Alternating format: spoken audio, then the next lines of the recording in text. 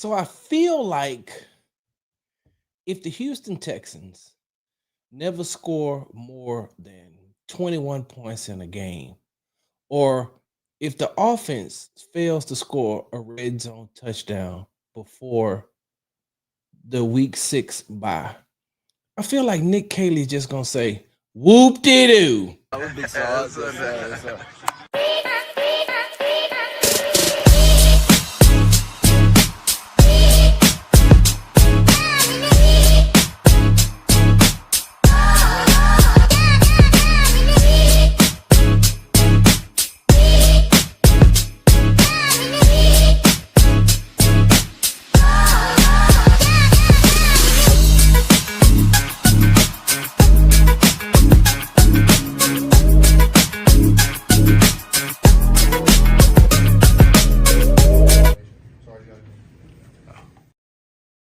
Hey, what's going on, y'all? You're tuning to the Texans Happy Hour, sponsored by Hall Family Estates. They say you can't buy happiness, but you can buy wine, and that's the closest thing to it. I'm your host, Big Sarge. Make sure you follow me on the app formerly known as Twitter at Big Sarge Sports with the Z at the end. Follow me on the Tick and the Talk at Big Sarge Media. Make sure you subscribe to the Texas Tailgate Talk podcast, all one word, Texas Tailgate Talk podcast and YouTube channel. Follow me on Instagram at Big Sarge Sports, the Z at the end. Because, we do everything for the gram. Welcome. Y'all get y'all thoughts together before we start this, because I got to get my TikTok family together. Y'all give me a second. What?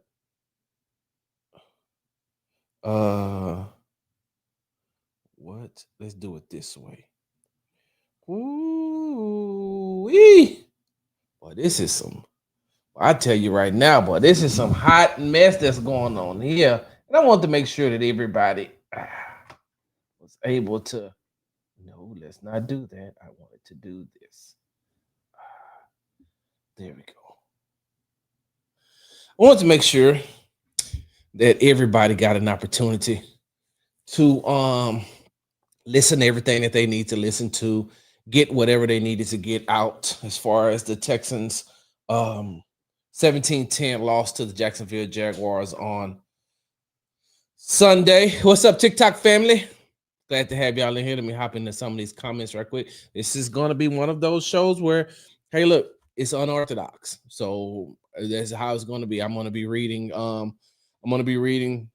comments from both sides, from TikTok family and from the Twitter and YouTube family. What's up, DQ? What's up? They call me Mr. Nobody. Texas hold the number 1 pick in the next year's draft currently.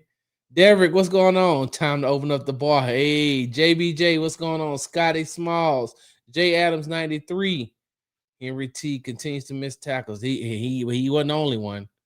J Adams 93, EJ, Black Eighth Element. If not for the blown coverage by Jacksonville, the Texans would have scored only 3 points today. Who was that? J Black? Dinish down. What's going on? We're getting the YouTube family involved as well. All right. Once again, tuned to the Texas Happy Hour. I'm your host, Big Sarge.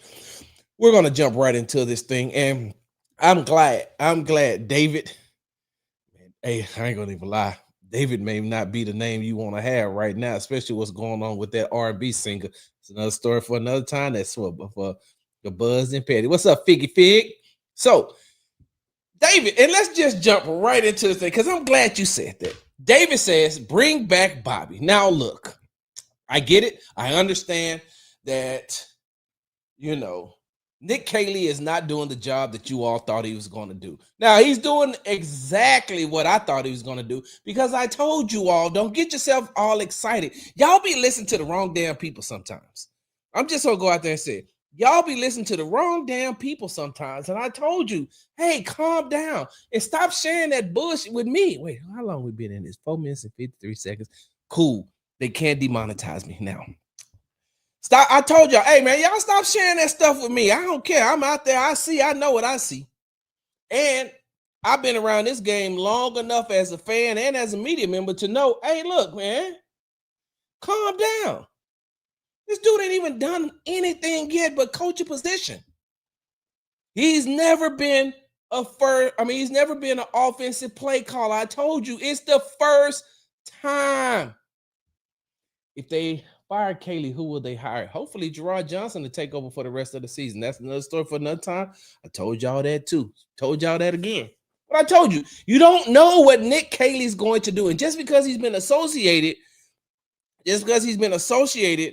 with the Josh McDaniels when in New England, when it was the Patriots way, when we all know that the Patriots way was Tom Brady. It was Tom Brady. We know that was the Patriots way. Everything was about Tom Brady.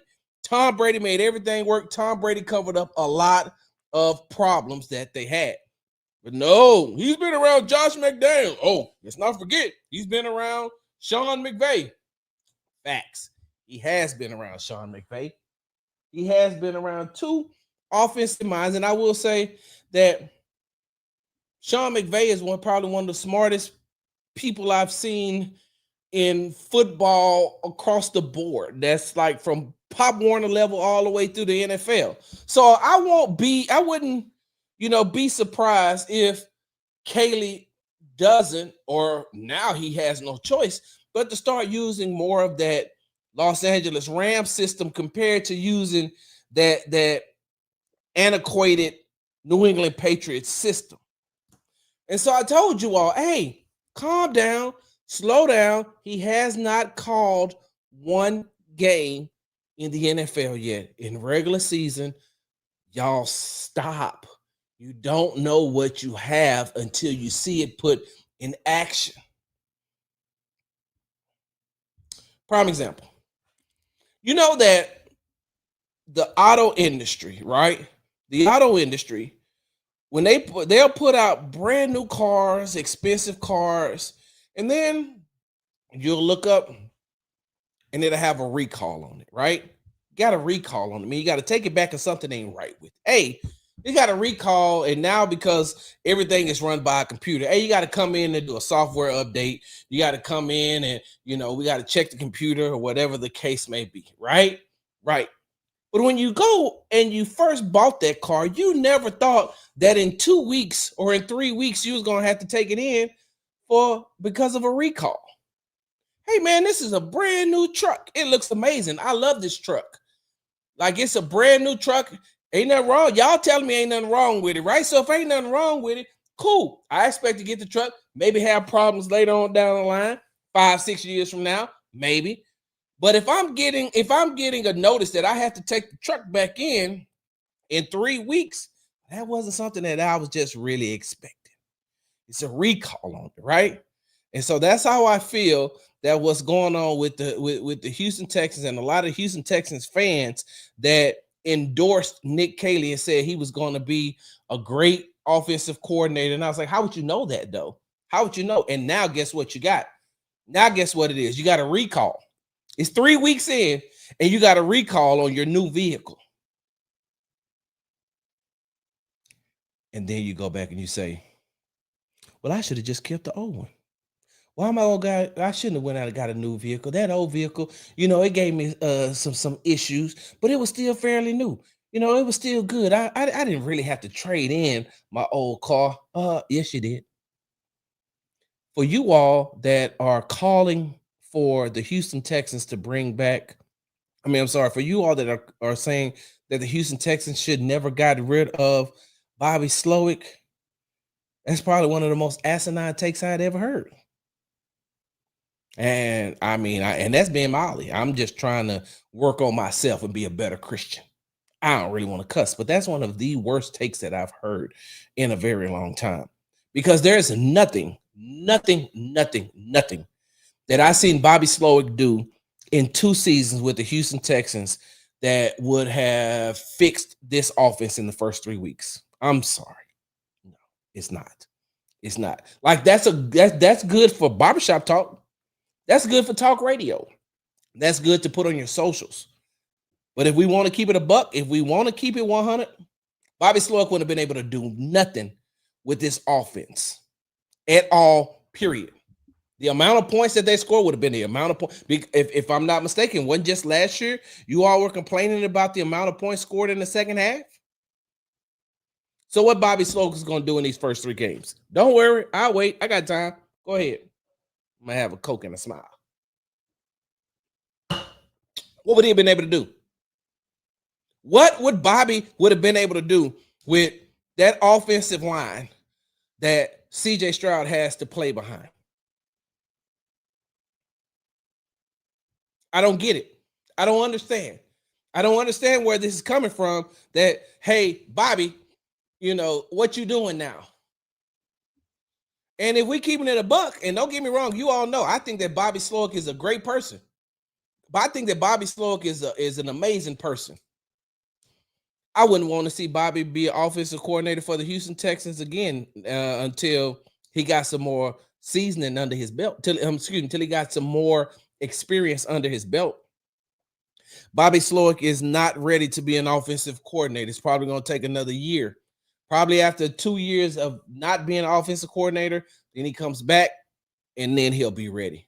He needs to take a step back and watch the game first and see how everything is run really on a day-to-day operation from an offensive coordinator standpoint, then come back and try to install plays and then come back and start putting then start trying to figure out game plans and come up with different concepts. But there ain't nothing that Nick Caley has done that Bobby Slowick would have done different. I don't know if we're watching the same Houston Texans team or not. I know it's Houston Texans team that I've watched the last 3 weeks. And the last 3 weeks that I've watched, there's nothing that Bobby Slowick would have done to help that Houston Texans offense score more points. Because if you believe that he could, then just go back to last season. Go back to the second half of a lot of those games. Matter of fact, let's just start with the Detroit Lions game. Start the Detroit Lions game and then go from there. Against that Rams defense, I don't know what Bobby could have done, especially with the offensive line protection. I don't know what Bobby Slowick could have done. I don't know what Bobby Slowick could have done against the Tampa Bay Buccaneers defense. Called it a little different. Could have gotten a win today. Bobby would have maybe done a little bit more, something a little bit different today than what Nick Caley did. But by the same token, no, there's no possible way. There's no possible way that you all could have it in your right mind that you think that getting rid of Bobby Slowick was the wrong thing to do. It was absolutely the right thing to do. Now, was hiring Nick Caley the best thing to do? I don't know. And I told you all that. I don't know.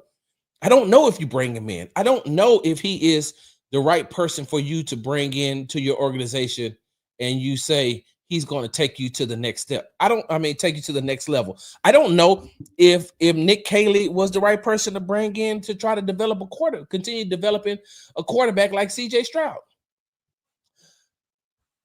I was on the Texans Cookout and that our post-game show, and that should be coming out here pretty soon with myself, Chancellor Johnson, DJ BNMA, and Jonathan Alexander. And we talked about CJ, right?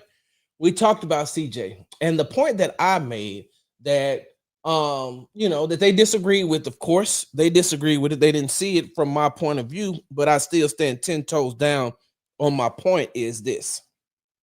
When we're talking about CJ, because I'm going to get back to talking about Nick Caley and this offense. And I honestly and truly believe he said whoop-de-doo. I do believe that he said whoop-de-doo. But with that being said, and this is going to sound crazy, I'm going to give you the same exact take that I gave on there, and I'll clip it up once we get it. I said,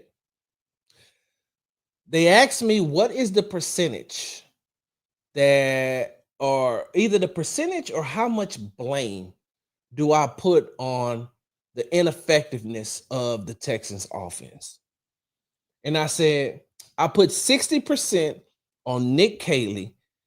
I put 60% on Nick Caley, Cole Popovich, the offensive line coach, and Ben McDaniels, who's the wide receivers coach, and passing game coordinator. All three of those I put 60% on, and I'll put 40% on CJ.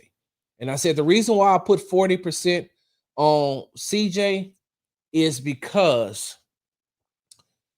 CJ to me right now, and like over the second half of the season, especially throughout the first three games, he's reminding me a lot of Davis Mills. And what I mean by a lot like Davis Mills, I'm not talking about from a talent standpoint. I'm not talking about he reminds me of Davis Mills from a talent standpoint. Those of you all who have followed me since what Davis Mills, I don't even remember when Davis Mills got into the league. What, 5 years ago, 4 or 5 years ago? Well, anyway, for those of you all who have been following me, you've heard me say this take before. I don't think that Davis Mills is a bad quarterback. What I think is that Davis Mills overthinks and he gets in his head too much. Like I've seen Davis Mills literally just play football and he looks like okay, he could be something, not a top tier quarterback, but he probably could start for some teams in the NFL, like who has injury problem, like the Jets. He could probably field in for Justin Fields, or he may be able to fill in and for Jaden Daniels at the Washington Commanders, or maybe behind Justin Herbert. Like he's a good quarterback, but he's not a great quarterback, but he thinks too much. And I said his problem has always been he went to Stanford, so his mind is just like, I got to make the perfect play. I got to make the perfect throw. I can't make mistakes. And when he starts acting like that, that's when he makes the most mistakes because he starts to overthink things. What I've been seeing from CJ lately is he's not having fun anymore. He's not having fun anymore. He's not doing like he doesn't look like 2023 CJ Stroud. He looks like he's in his mind and in his head. That's why I said 40% because I feel like he's thinking too much and he wants to make the perfect play. He wants to, not mess up, not make any mistakes. And when he starts to do that, he's just not having fun anymore. Name the last time you've seen CJ Stroud look like 2023 CJ Stroud. He doesn't look like he's having fun. Even when he made the 50-yard pass to Nico Collins on Sunday, it was more of a relief for him than it was a celebration. It was more of a just like, oh, finally, instead of him enjoying that moment from a big play. It was almost like a burden had been lifted off of him when he made that big play compared to celebrating that Nico Collins had made that up and out move. I mean, out and up move to get himself wide open to beat the defensive back and for them to have an explosive. Watching Davis Mills, he stays in his head a lot. He overthinks a lot. He's very talented, I feel. Like Davis Mills, he can play when he's not thinking. And that's what's happening to me. That's what's happening to CJ now. And especially with the ineffectiveness of the offense, because he's thinking too much because he's like, I got to make the perfect play, or else we're going to be 3 and out.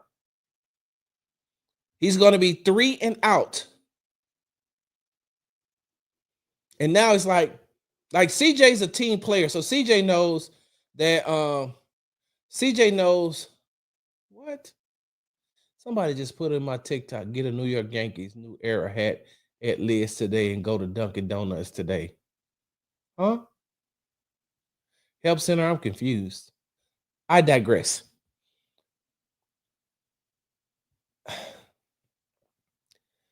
The Houston Texans need to make football fun again.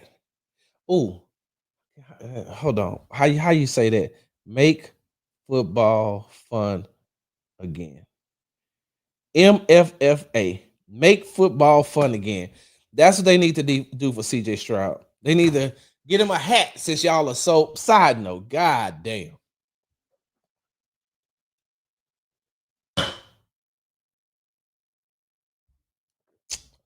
We're going to get back to the Houston Texans in just a second.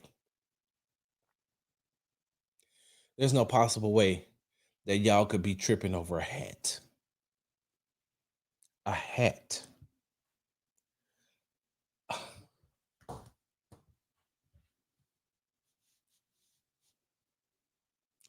A fucking hat. It is a hat. A hat. Loyalty? No loyalty because of a hat? A hat. A hat. We went through this with the Mariners hat. We're buns again. We went through this with the Mariners hat. And now we're going through with the Yankees hat. A hat. A hat. Well, CJ needs to show loyalty to the fans. CJ needs to show loyalty to the Houston fans who support him. Y'all think every Texas fan is an Astros fan? Like I'm asking. Since we're talking about that, let's just like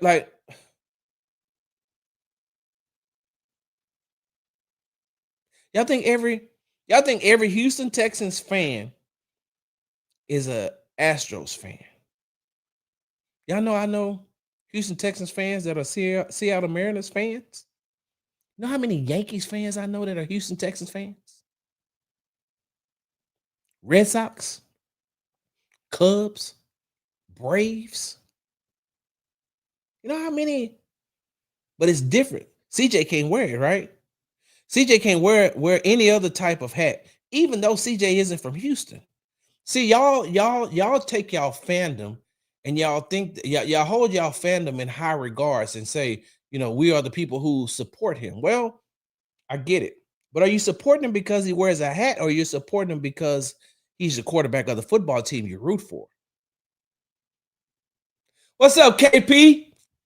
It's KP from the Peachy Boys Foundation. What's going on? Hey, Jalen got that interception today, man. That was amazing.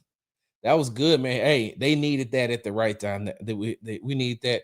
They needed that at the right time. So, what's going on, man? Big Star salute. But with that being said, a hat. I can see if CJ showed up to the game in like a Colts hat or a Jags hat or any other football team outside of the Houston Texans. If he showed up with any other football team outside of the Houston Texans, then I would think, hey man, a lot of y'all got a point. A lot of y'all have a point. But it's a goddamn hat. You take it off, you put it on. You take it off, you put it on. What are we talking about here? If your fandom depends on CJ's fashion, then I question your fandom. If your fandom depends on CJ's fashion, then are you really a fan? Because you're uptight over a hat. A hat. Why does CJ have to root for the Houston Astros? Because you do? Why does CJ have to root for the Houston Rockets? Because you do? Because I'm going to be honest with you. Let me tell you this right now. Go ahead and get mad at Kevin Durant right now. Because Kevin Durant is going to show up to a lot of games with probably a Washington Commanders hat on or a Washington Nationals hat on. And I feel like Kevin Durant is just as important to the Houston Rockets right now as CJ is to the Houston Texans. So what are you going to say about him? I had to get that off my chest. That a lot of you all are upset over a hat again. I'm not going to even lie. If I was CJ, I'd probably show up next time with like a Red Sox hat on, a A's hat, a Braves hat, a Milwaukee Brewers hat, a Los Angeles Dodgers hat, a San Francisco Giants hat. Like I would show up with every other hat except the Houston Astros, just so y'all can get yourselves. Some of y'all can get yourselves all up, get all up in a tizzy, as the old people would say. I digress. let me reset this show. We're going to be right back because there's some other things that transpired on there's some other things that transpired on Sunday that we need to get to, especially when it comes to this Houston Texans offense. And I will say this before we go to the break. One of my main points coming into this season, and I think this is when I was on that other show, so you might have to go to that other show and find it. But what I said was a lot of people don't realize is that the clock is ticking on D'Amico Ryans as well because he's a victim of his own success. And we'll talk about that when we come back from the break.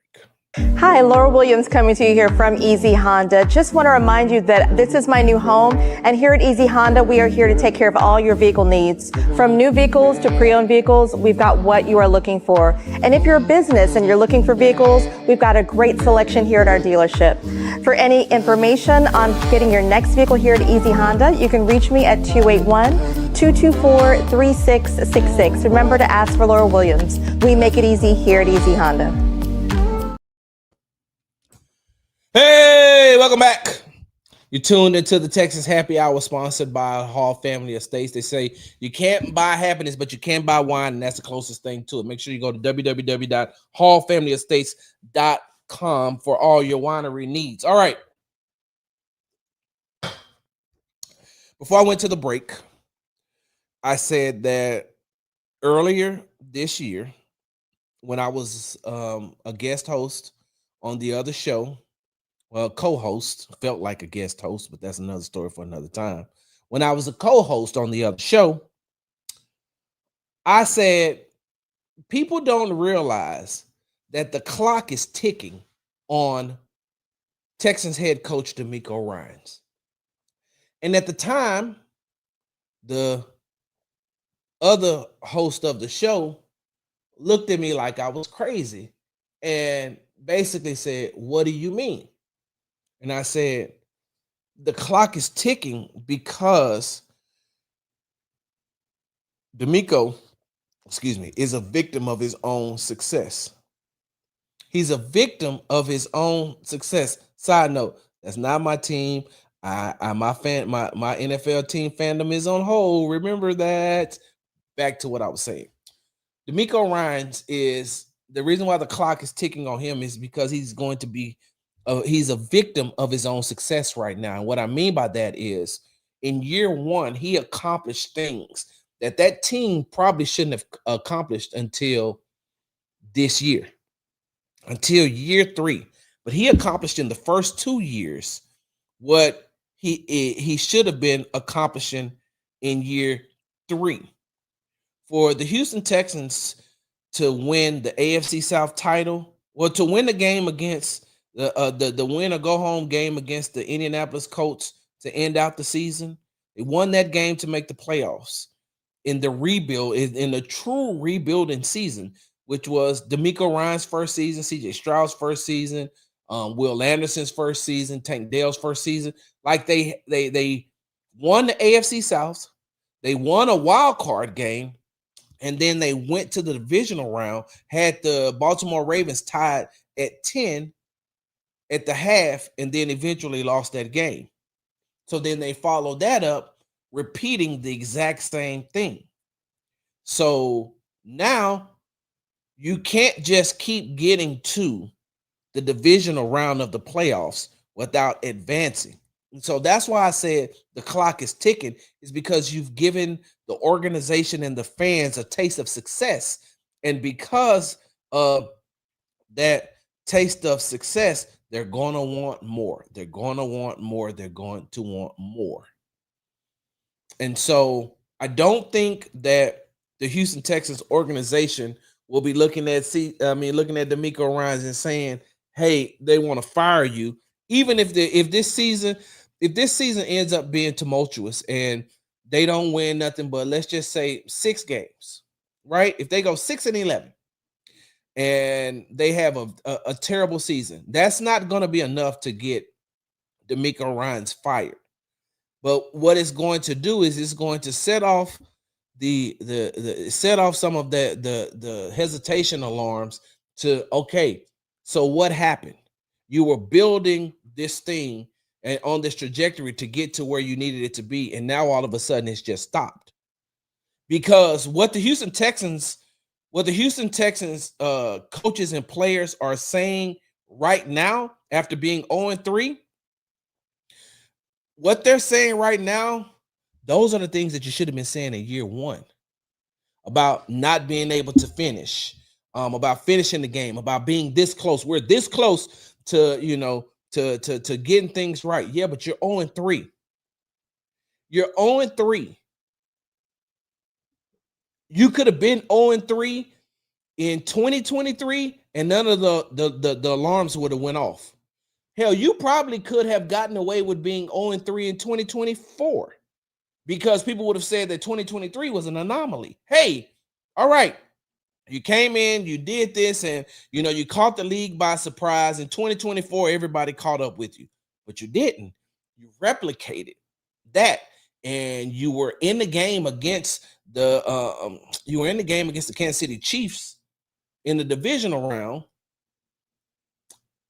and then you lost, and then you come into year three, and now coming into year three, you're 0-3. You haven't won a game, and you can't say like the things that are being said about being close. You cannot say that in year three. You just can't. Like you can't say that with an 0-3 record. Even if you win against the Tennessee Titans, because somebody got to win. The Tennessee Titans are 0-3. The Houston Texans are 0-3. They play each other next Sunday. Somebody got to win. Somebody got to win. Or then again, hell, it could be a Lovie Smith tie. Who knows? That's neither here nor there. We'll get into the Tennessee Titans later on next week. Later on this week. But even if they win and they are 1-3, that's still not enough because now you got to turn right back around and play the Baltimore Ravens before you go into week 6, before you go into your bye week. So the Houston Texans could either be 1-4 or 0-5.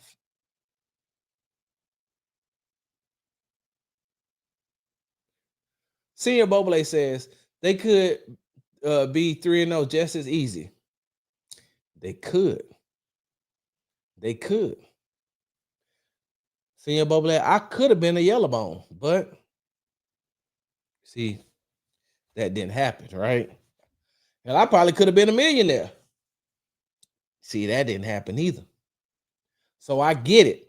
There could have been some breaks here or there, and they could have easily been 3-0. And if they were 3-0, we would be having a whole nother conversation. If they were 3-0, we would be having a whole nother conversation by saying the offense still stinks. The offense still needs to get going, but they're 3-0, and it's better to be working on it at 3-0 than to be working on it 0-3. And that's what they're doing right now. They're working on it at 0-3. Vegas runs the NFL. But with that being said, he's a victim of his own success.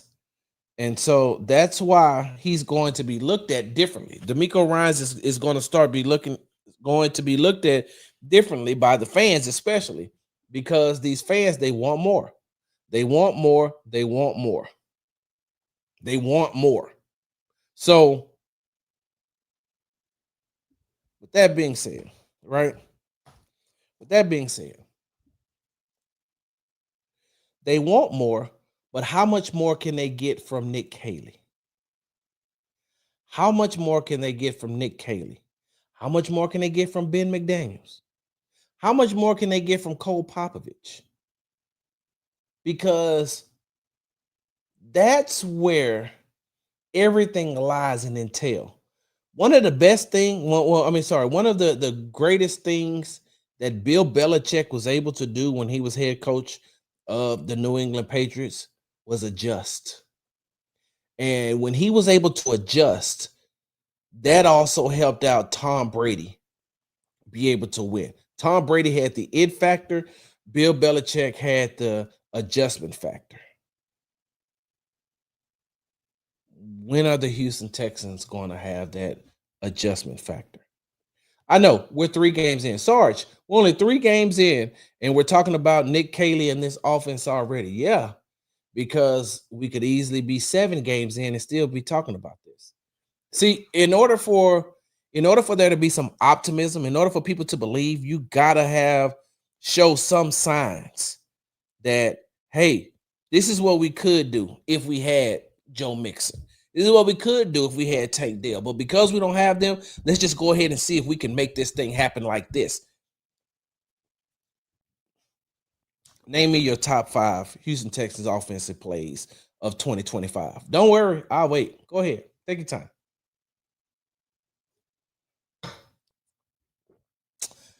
I think I can name 2. The touchdown pass against Tampa Bay and the 2nd-and-1 play where CJ faked the handoff, rolled out, got into an open lane and found Jaden Higgins for like 20-something plus yards. That's 2.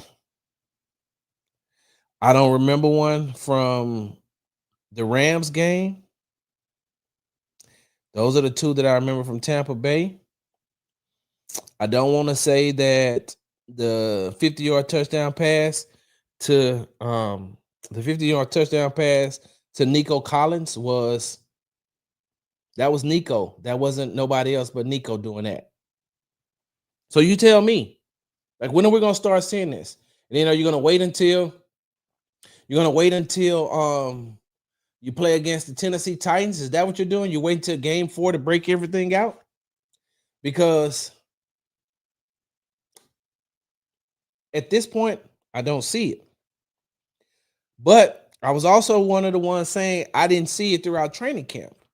And I was also the one telling you that, excuse me, well, maybe, the installs is what's making this offense look like that. And just come to find out, it's the offense. So I feel like the Houston Texans have enough talent on that offensive side of the ball to be very creative. I think you got young players on that side of the ball to be very creative. I think that your creativity could also help alleviate some of the pressure that CJ Stroud is under. I think that it can help alleviate some of the pressure that CJ Stroud goes through from a poor offensive line. But you got to be creative. You got to be creative. Like a lot of you all, I don't know, some of you all may still play Madden, right? Some of you all may still play Madden. I don't know who does and who doesn't. I don't play Madden anymore.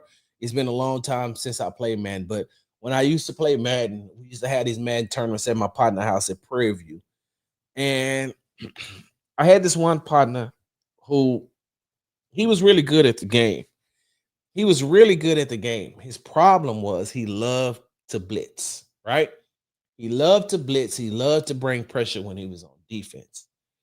And so I would bait him every time. Every time we play, like, it's like, I'm like, you're not catching on? All right. So, like, the first 2 to 3 offensive series that I had, I would let him blitz a little bit, let him sack my quarterback, or I see the blitz coming and I'll run into the player. I'll run into to the player that was blitzing or whatever. And all the while, that's just giving him more confidence, And it's really crazy because we probably played over 250 games against each other. And in those 250 games, I probably did this 250 times. I would let him think that his pressure was getting to me. And then all of a sudden, I run a play, get away from the pressure. And then here's my, oh, you just got away that time. All right. Then come again. I run another play. Boom, boom. So then by the second half, I'm running totally different plays because I've worked on this. I'm running totally different plays that he hasn't seen before or that he hasn't realized I've adjusted to your blitz. And so now my creativity is destroying your blitz because when you're bringing this amount of pressure on me, all I'm doing is making sure that my quarterback has enough time to hit the person that I need to hit. I don't need to make a big play every time. I just need to make the play. And then eventually, guess what happens? Now you got to back up off the pressure.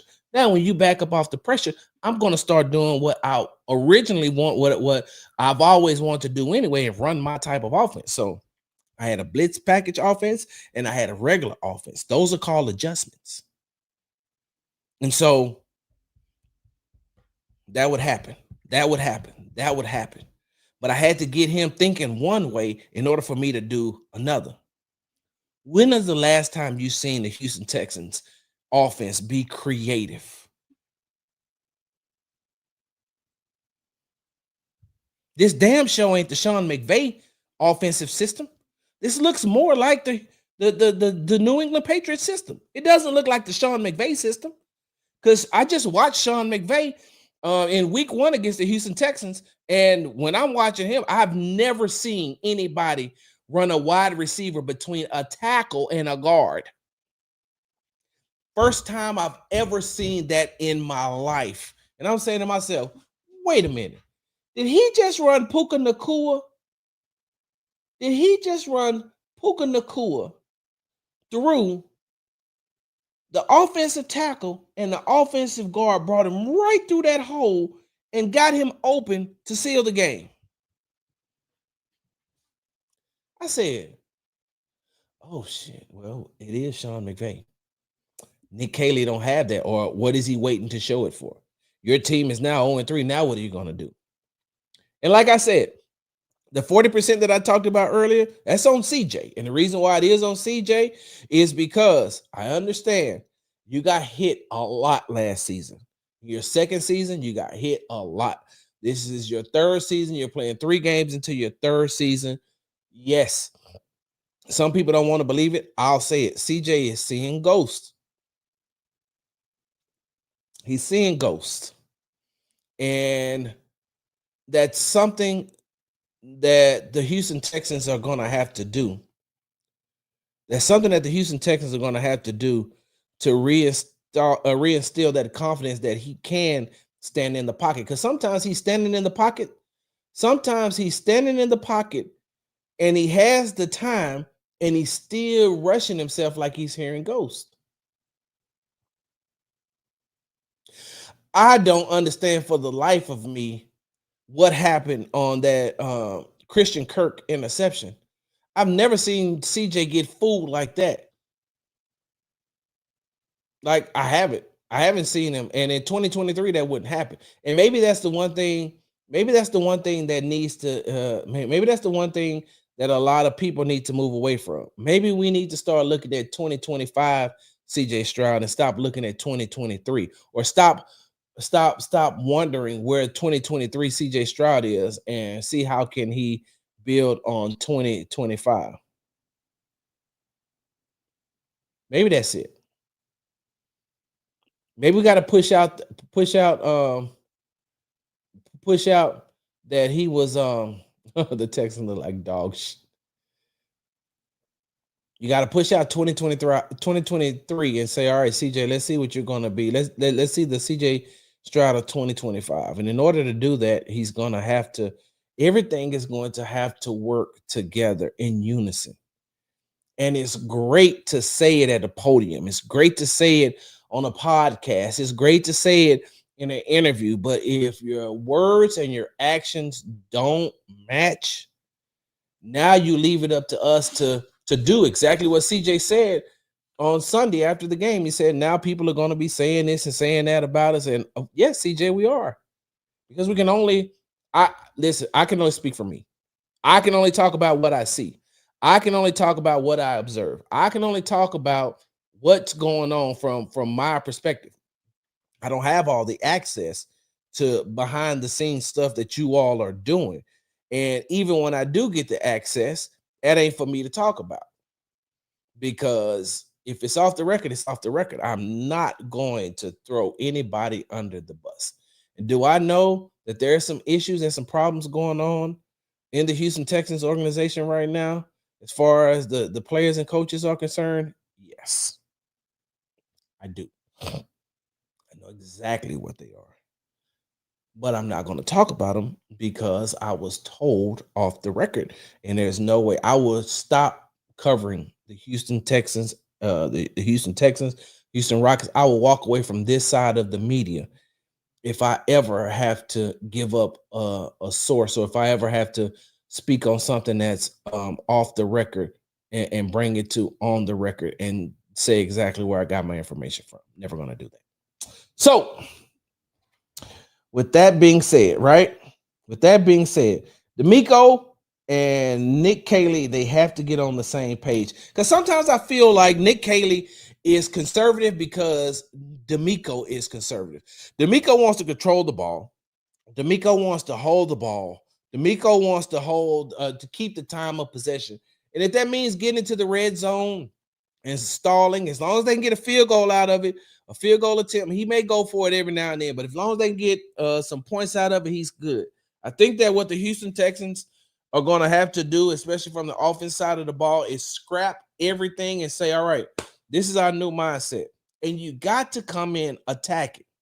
You've got to come in attacking. When's the last time you've seen the Houston Texans start out a game attacking? I know you want to run the ball, but we're in a passing league.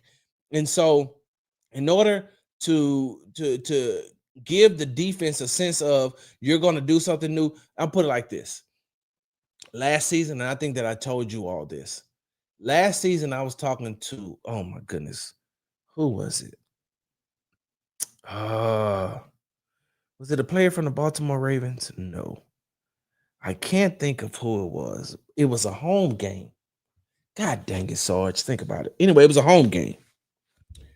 And when I was talking to one of the players that I knew on that side of on the opposing team, he said, Sarge, he said, I ain't gonna even lie to you, man. I'm gonna tell you I'm gonna tell you the truth, man. I'm gonna tell you the truth. He said, I know you didn't ask me this, but I'm gonna tell you the truth, man. I'm gonna tell you anyway. He said,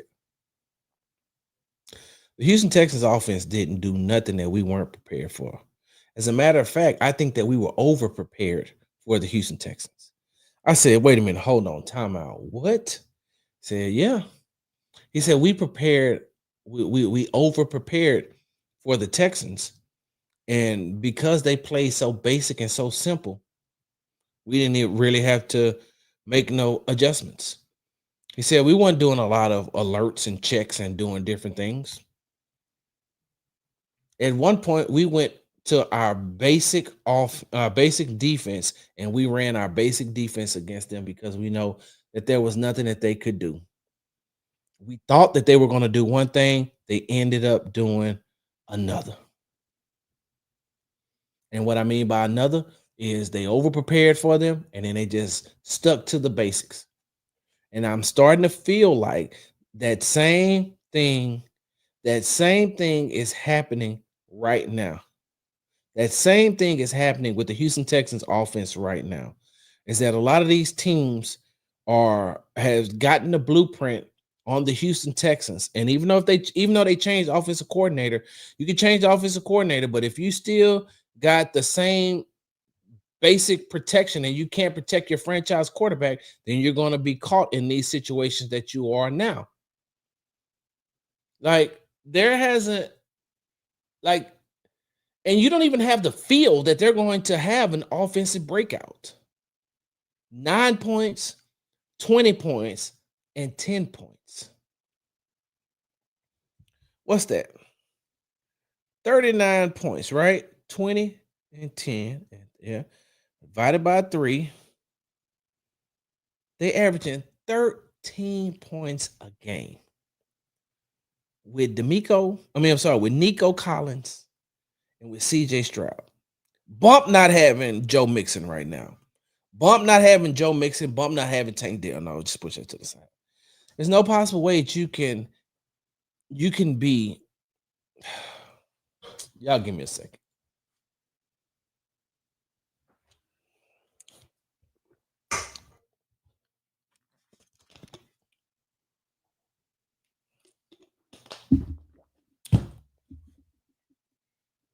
Sit my ass up. Okay. What time is it? 9:03. Y'all give me a second. Let me get myself together. because it's time to turn this shit up. It's time to turn this shit up. Hand over heart.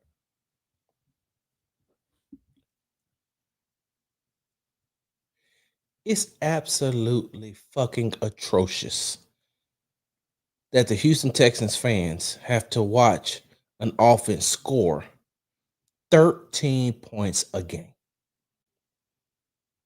That's terrible.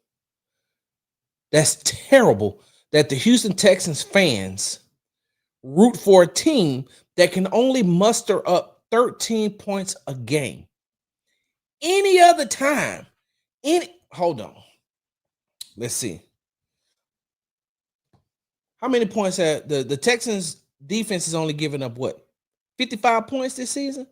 17, 37. What was the final score? Y'all give me a second. I don't remember the final score of the first game. Let me see. What was the final score of the first game? What was the final score? Let's see. So they gave up.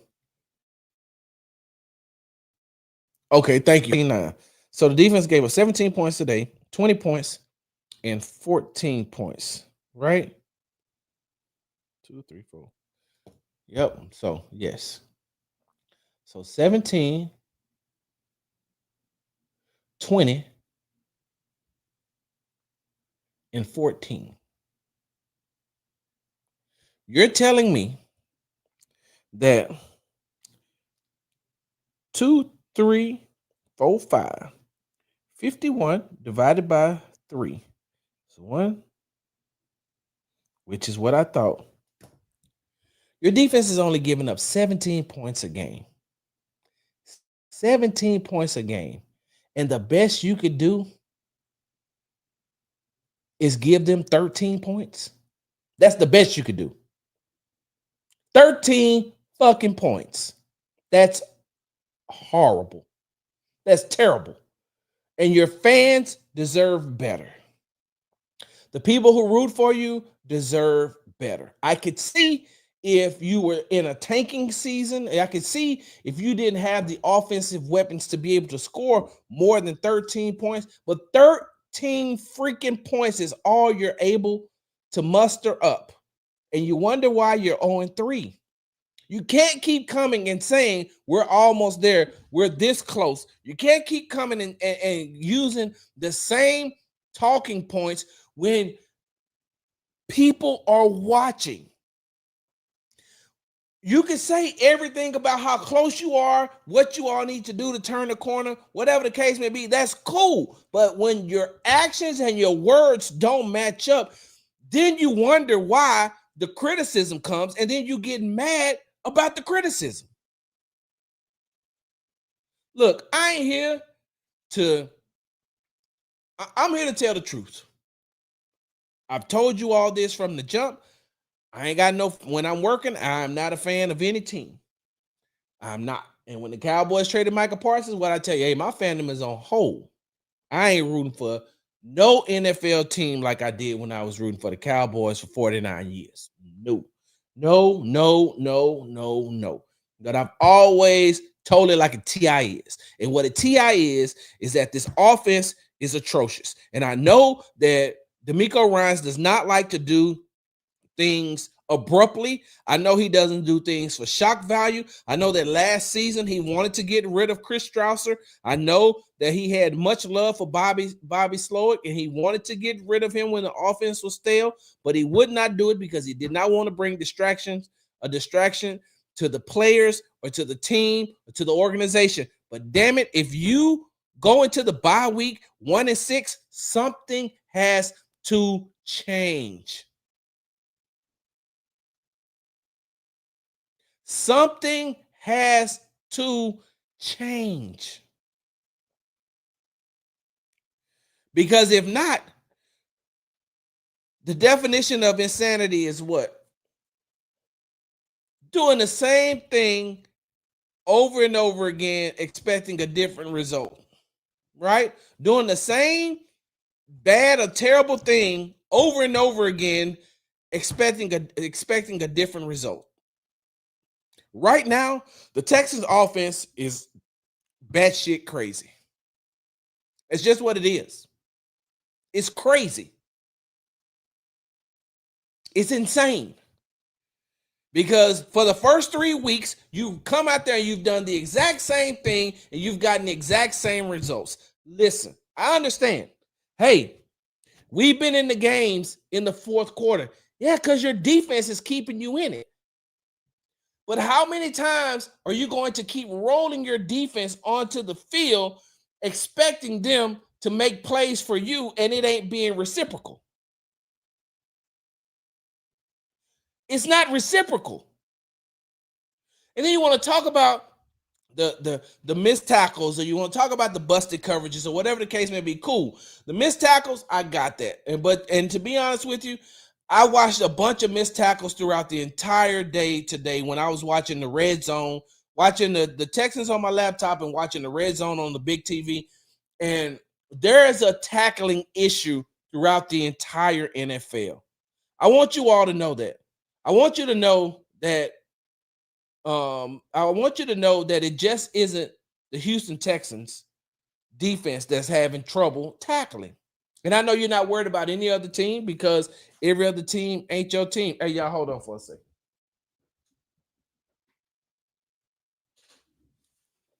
I just want to give somebody something to be pissed off about because I changed hats. I know that the Houston Texans is just your team, right? I know that the Houston Texans are your team. So you're not worried about if who else is able to tackle. Don't get me wrong. I understand that point.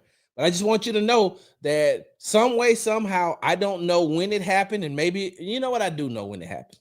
When they stop allowing them to tackle in practice. I think now they're only able to tackle like once a week. And so if you're not practicing tackling like that, then you're not doing like, because they're only in pads, what, once, twice a week? Once. I think Thursdays.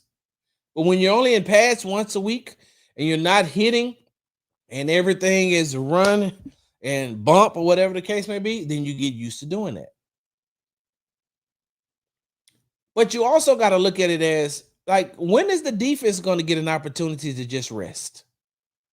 When is the defense going to get an opportunity to just sit there and say, okay, hey, like, damn, the offense to put together a damn good drive? Because when it happens, then it's very far and few between. So that offense has to get something done. And if it doesn't, hey, look, y'all don't have time. There's no possible way that another offensive coordinator is going to be able to come in here in another 2 years and the Houston Texans organization be fine with that. Because now you're just spinning your wheels. And now you're just getting complacent by doing what? Going to the divisional round. So that's crazy to me. D'Amico is going to definitely have to shake some stuff up. And he's going to have to make a statement here some way, somehow, not only to his coaches, but to the players too. Because one of the things that's hurting the Houston Texans is penalties. And if you got to keep talking about penalties every week, penalties are from undisciplined play. So what is the discipline process of having multiple penalties or having penalties at the wrong time? Or, like, look, don't get me wrong. Ariante Ursery, y'all know that I'm a huge fan and believer of Ariante Ursery, but he's a rookie, and he got the rookie treatment today against the on Sunday. He got the rookie treatment against the Jacksonville Jaguars. He got the rookie treatment, and Allen did exactly what he was supposed to do. That's exactly. If Allen didn't do that to a rookie, I'm saying to myself, there, you got to question Allen. But by the same token, nothing that Ariante Ursery has been taught from the time he's been playing football to now, nothing in his techniques or anything that he's been taught to grab a face mask, to get a face mask penalty. to get a face mask penalty. Nothing that Titus Howard has been taught, because somebody just said, and they're right. JBJ just right. Hey, Titus had a few penalties too.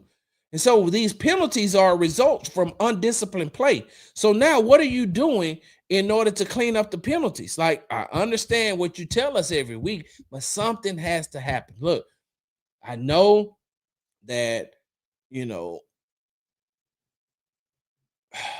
there's a fine line in being, the coach. There's a fine line that you got to walk to make sure that everybody's on board, but also be the coach that you need to be.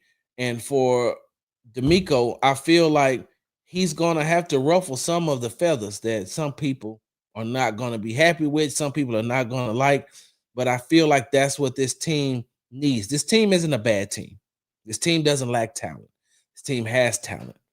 What this team lacks is a full direction of where they need to go. And that's starting with from the top all the way down. Because what CJ has to play, under the adversity that CJ has to play with, I'm saying to myself, like, nobody is going to thrive off of that. Well, that's one of the reasons why Joe Burrow keeps getting hurt. That's one of the reasons why Joe Burrow gets hurt. He's playing behind a terrible offensive line. And your third-year quarterback should not be playing behind such a terrible offensive line. Now, do I think that there will be a shakeup? I doubt it. Should there be a shakeup? Depending on what it looks like after week 8. Because then you have to go back and you think, hey, was Nick Caley a favor to Nick Caserio because, he knows him and, he's known him since he was with the Patriots? And did D'Amico say, okay, I'll go with this? Or was it something that Nick Caley done or said outside of being a football guy that says that he says, okay, I'm going to, because and the reason why I'm about to say, listen to what I'm about to say. If you got a Ferrari in your garage, right? If you got a Ferrari in your garage and you know what that Ferrari can do, you know how that Ferrari operates, you know how that Ferrari can move everything, the specs, everything about it. You're just not finna get the keys to everybody to drive your Ferrari or your let's say Lamborghini. You're not finna give just everybody the keys to drive your Lamborghini. Like, your Lamborghini is like, you're like, yo, bro, look, everybody can't drive that. Everybody can't drive that car. Like, that ain't no Prius. That ain't no Kia. And these ain't no shots at these other cars, but like, that's not them. That's not even a Mercedes. That's not a BMW. That is a Lamborghini, bro. And if I give you the keys and I let you drive this, you can't bring it back to me broken. You know what the maintenance is on just to keep that thing up? Or do you know how expensive it is to get it fixed if you break it? So when they took the keys to the Lamborghini from Bobby, they had to have full trust that Nick Caley could drive the Lamborghini. And what the Lamborghini is CJ Stroud. The Lamborghini is CJ Stroud. Can you drive that Lamborghini? If you can't, if it's too much horsepower for you, if it's too much car for you, then say that. But don't fake the funk. And then we give it to you. We give you the keys. And the first time you take it out, you break it. Because in 3 weeks, I have not seen Nick Caley fully operate the Lamborghini. And like I said, the Lamborghini is CJ Stroud. I have not seen him get the full effect of driving a Lamborghini. If anything, I don't even know if he could drive a stick shift. Can he even give it out? He can't even get it out the garage. I ain't seen the I haven't seen the Lamborghini be pulled out of the garage.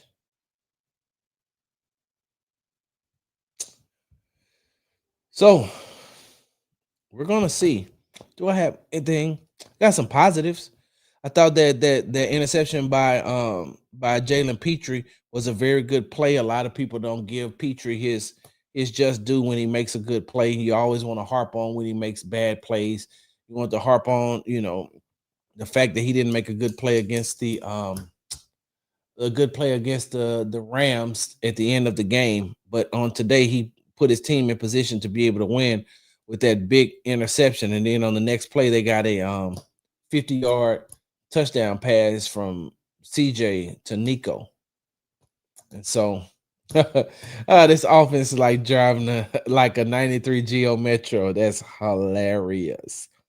Let's see. Do I have anything else? Nope. I already said D'Amico has to put his foot down and shake some shit up. He does. We talked about Ben McDaniels.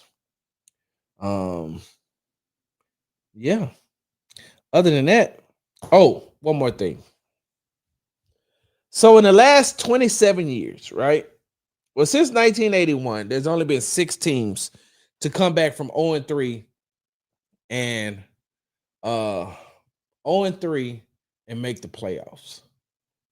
It's only been 6 teams. But since 2018, there's only been 1 team to go 0-3 and come back. And we all know who that was, right? We all know that one team was that 2018 I don't even know what's going on over there. Was that 2018 Houston Texans team that started out 0-3 and then they won 9 games in a row and didn't lose till week 14 against the Indianapolis Colts. But they ended up going 11-5 that season and going 11-5, winning the AFC South title. But I think they lost in their first round to the Colts, if I'm not mistaken. I have to go back and look. But my question is, do you believe that this 2025 team can be the 2018 team and run off that amount of run off that amount of wins, especially with that schedule? Especially with that schedule, do you think that they can run? Because they got a hard schedule. They do not have an easy schedule. They do not. Like I say, they still got the Ravens to play. They still got the Bills to play. And the way that the Colts have been looking, they're 3-0. Like they still got to play them twice. I mean, I don't know if they can rattle off 9 in a row, but do you believe that they have enough to make the playoffs? Like they don't even have to win the division. They don't even have to win the AFC South. Do you think that they can muster up enough offense for the rest of the season in order to put together some wins and get themselves into a wild card game?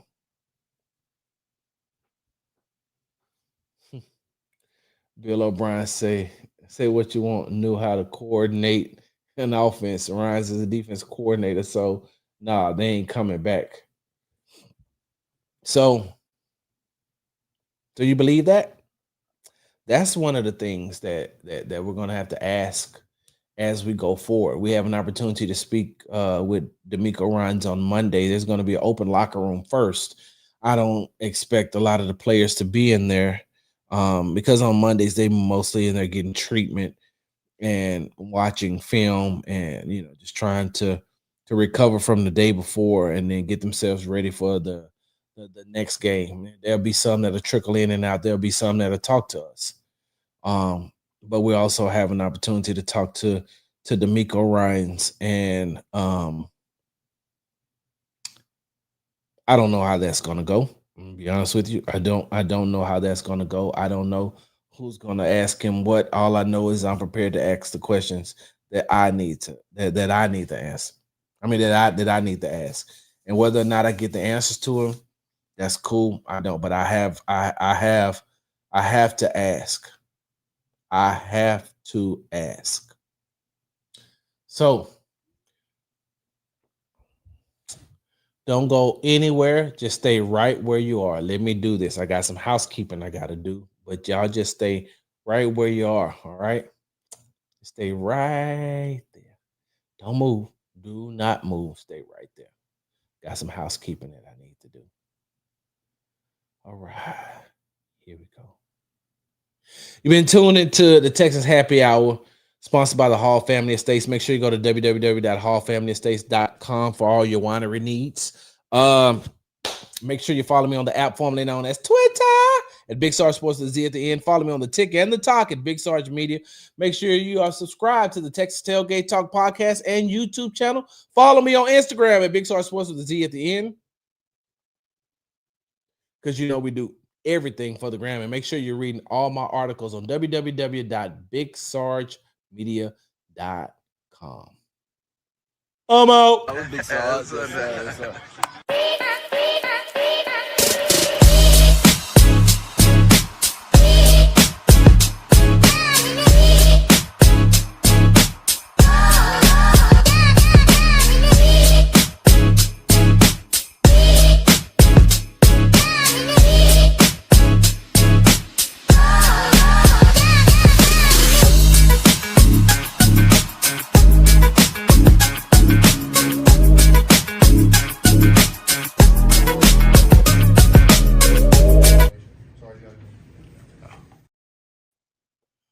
All right. Hold on. I got to write that down. 1, 10, 11, end of show.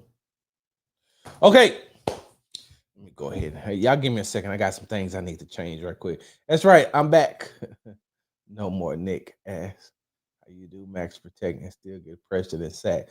How you bring 3 people? How you bring only 3 people and still get enough pressure? How you have 3 people to block 1 person and you still all right. Buy us drinks. All right, so look, because there's a lot of comments going on TikTok and there's a lot of comments going on Twitter and YouTube about something that I addressed earlier, but I'm gonna get back to it because, and y'all give me a second, I'm gonna find it because I want to read it out loud. Hold on.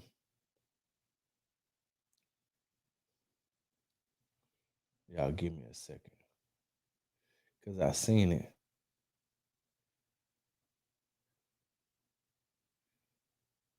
Hold on. Dang it, where is it? Here we go.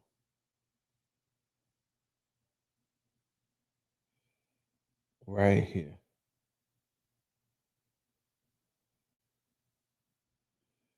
Okay, let me see if he said anything. Here we go. No, Texas Astros say, no, F that. Yankees are one of the Houston's most hated baseball team, and CJ knows it. He ain't even from New York. What does that have to do with anything, Texas Astro? I mean, I'm done with the show. When I go back and edit it, this won't even be on it. So I can go ahead and say it. Like, this is fucking ridiculous. It is like the dumbest shit I've heard. A fucking hat. I talked about this earlier. A hat. Look. You know what I feel like? I feel like Allen Iverson. We're talking about practice. Practice. We ain't even talking about the game. We're talking about practice. Practice. We're not talking about the way CJ Stroud played on Sunday. We're worried about what the fuck he had on his head. This shit sounds stupid. No, CJ has to be loyal to the Astros because I'm loyal to the Astros. And because I'm loyal to the Astros and I support the Houston Texans, then CJ, as the Houston Texans quarterback, has to support the Astros. No, he does not. No, he don't. He does not. He don't. It's a hat. And it ain't even he not even wearing another NFL team. If he wore another NFL team, I could see what some of y'all would be upset. I'd be like, hey man, that's kind of out of line to wear a hat of another NFL team, knowing that you play in the NFL. That's the equivalent to like one of the Rockets players showing up with an NBA jersey on of another team that's in the NBA, another player of the NBA. I could see that. We're talking about hats that are fashion. And y'all got a fucking problem? It sounds dumb. When the Cowboys and Texans play, who do you root for? Nobody. I've been covering this team since 2017, and everybody knows when I'm doing my job, I don't root for nobody. I've sat in Texas Stadium, AT&T Stadium, as the Texans and the Cowboys have played, and I ain't root for nobody. I did my job. Ask anybody, they'll tell you. I don't root for nobody. I don't root for anybody when I'm doing my job.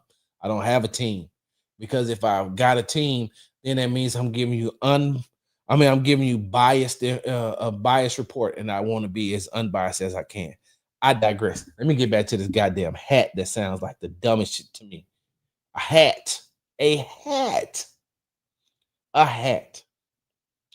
But I get it, because some of y'all get triggered over the MAGA hats. I get it. I don't do politics like that no more. That was like 4 years ago, 3, 4 years ago, maybe 5 now. It's been a minute since I've done politics. But if I see somebody with a Make America Great hat on again, that just don't bother me. I don't care. It's your hat. I don't care what you're wearing. How does that affect me? It does not. I'm cool. It's like, hey man, I love Nikes. If I see somebody with Adidas on them, I don't get mad. I wear Nikes. If I see a player that I like in the NFL wearing Adidas, am I gonna get mad? No. So why y'all getting mad over a hat? Over a hat. Y'all think if he wears an Astros hat, that's gonna magically make them better? Like if he'd have came to the game today in the Astros hat, y'all think the Astros would have won? What was it? You know what? Let me hide this.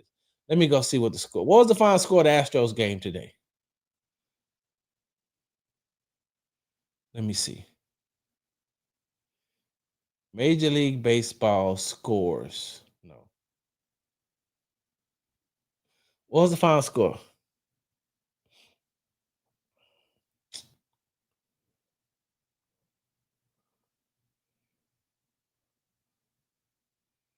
The Astros. Hold on. Why is it taking so? There we go. The Astros lost 7-3. And they got swept, right? They got swept by the Mariners. I guess that's CJ fault because he wore a Yankees hat. If he wore Astros hat, they wouldn't have got swept this weekend, right? Because that's what the hat means, right? That's what it means. But it doesn't matter to you, which is shocking because he is the highest profile athlete in this city. That ain't I don't that what does that mean? Like a hat has nothing to do with the way that he plays. Like it's just a hat. And a lot of times, I've said this before, I'll say it again. Y'all can't force these players who were drafted to a city. You can't force players to have loyalty to other teams if they didn't grow up rooting for these teams. A lot of people is upset with CJ because they saying now that you're in the city of Houston, you got to root for the Astros, you got to be loyal to the Astros, or you got to be loyal to the Rockets. Just because he wears a hat doesn't mean he doesn't support Jose Altuve. Just because he doesn't wear a Rockets hat because he's a Lakers fan doesn't mean that he doesn't support Amen Thompson or Fred VanVleet or Kevin Durant or Jabari Smith Jr. Just because he has on a Yankees hat don't mean he hates Carlos Correa. Like, what does that even mean? Just because he didn't wear the hat?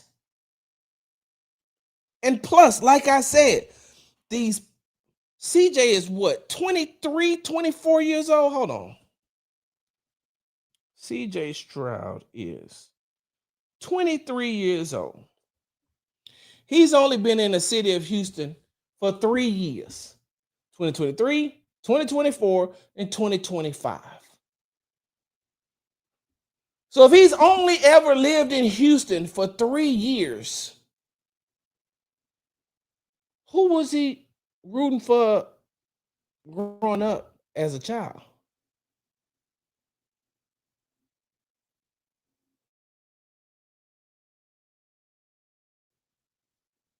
any sense to me. If that's not his team, you can't force him to root for these teams if it's not his team. But that ain't even got nothing to do with nothing. If he wants to wear a hat that fits his outfit and his unit, then let him wear that hat that fits his outfit or his unit. Because he's going to take that off and put on a uniform. And once he puts the uniform on, that's when you worry about CJ Stroud. You don't worry about CJ Stroud because he has on a Mariners cap or a Yankees cap. You can't wear a Mariners cap because they're in our division. Who gives a flying fuck? Nobody. If he wears a Brewers hat to NRG next week, does that mean he hates Jose Altuve? Does that mean he doesn't? Let me tell you something. Last season, I seen Jeremy Pena coming through the bottom of NRG Stadium. Him and his girlfriend. This was after the game. I forgot which game it was, but whichever it was, the Texans won. He was waiting. I'm sorry. He was coming as we were waiting to get into the locker room. And as we were waiting, when CJ came out, he seen Jeremy. Him and Jeremy went up and they started laughing, joking, talking, or whatever the case may be. Then CJ left because CJ had to get down to the press conference. Do you think that if I ask Jeremy Pena if he thinks that CJ Stroud doesn't support the Astros or is not a supporter of the players of the Astros because he wore a Yankees hat, you think he gonna tell me, yeah, man, I don't fuck with CJ like that because he had on a Mariners hat? Nah, man, I don't fuck with CJ because he had on a Yankees hat. I guarantee you what he's gonna say is he does not care. He doesn't care. He doesn't care. CJ doesn't get. Let me ask a question. Because this is where it gets good. See, this is where it gets good and gooder. This is where it gets good and gooder. Because I've had the opportunity to cover at one time the Astros, the Rockets, and the Texans. Right? Right. Y'all think that every Houston Astros player that I covered always wore a Houston Texans hat? I can name you. So it says, what other high profile athlete in H-Town goes to a press conference in non-team gear?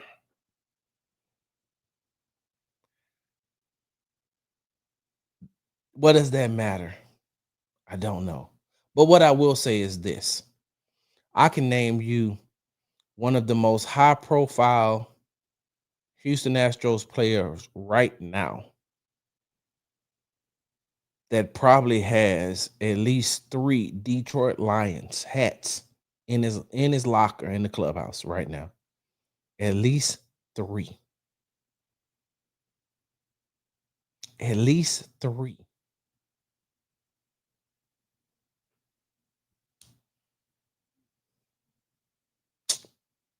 Yeah.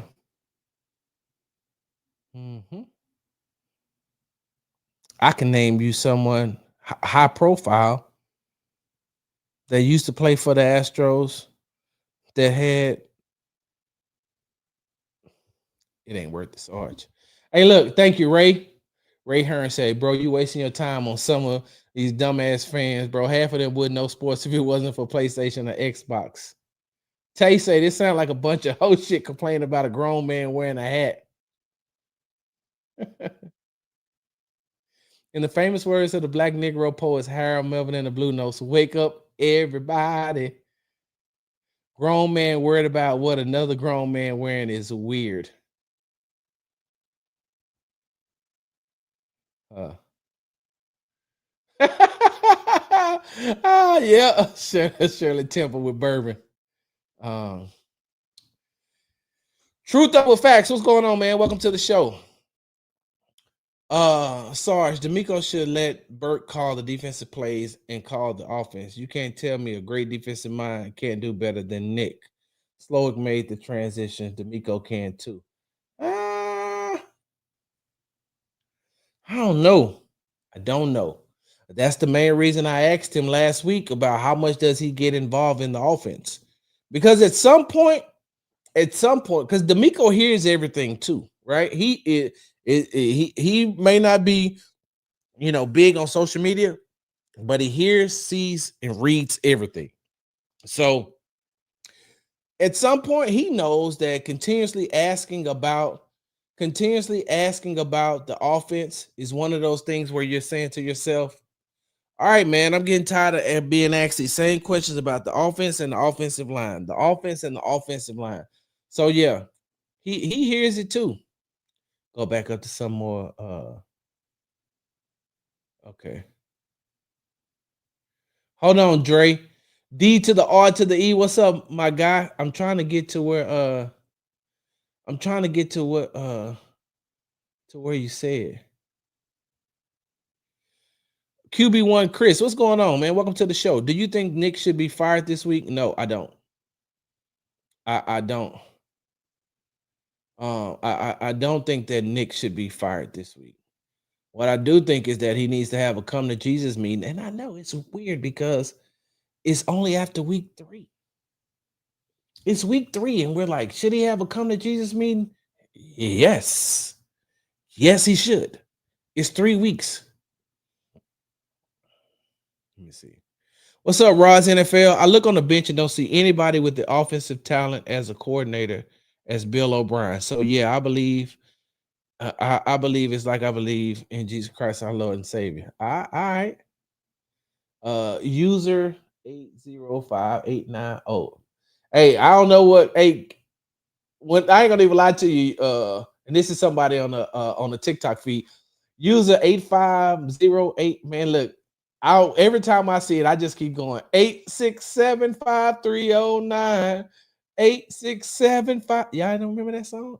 I'm old, ain't I? I'm old.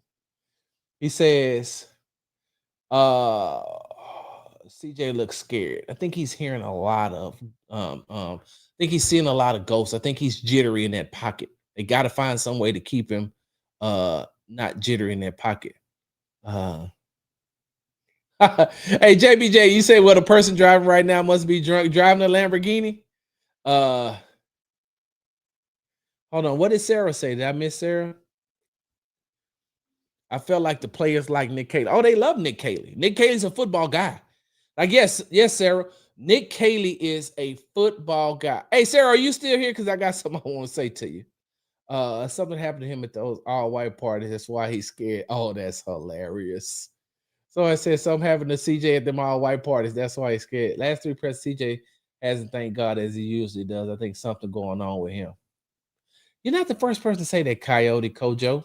Somebody else said that last week. Let me see if I can find. Man, I went to this game and that O-line ain't doing their job. Facts. The Titans and Texans could both be picking in the top 5 of the 2026 draft. Hey, I'm gonna be honest with you. I don't know what the Texans draft picks look like. And somebody dropped it in the chat. Somebody tell me what the Houston Texans 2026 draft picks look like right now. Because with all the trading and the maneuvering this and other, I don't know how many draft picks they got. Do they still have their first round draft pick? That's what I gotta see. I gotta see. Talking about, yeah, you school, so old school, you're right. Under who? Even Kelly was a good offensive coordinator. You're talking about Tim Kelly under David Culley?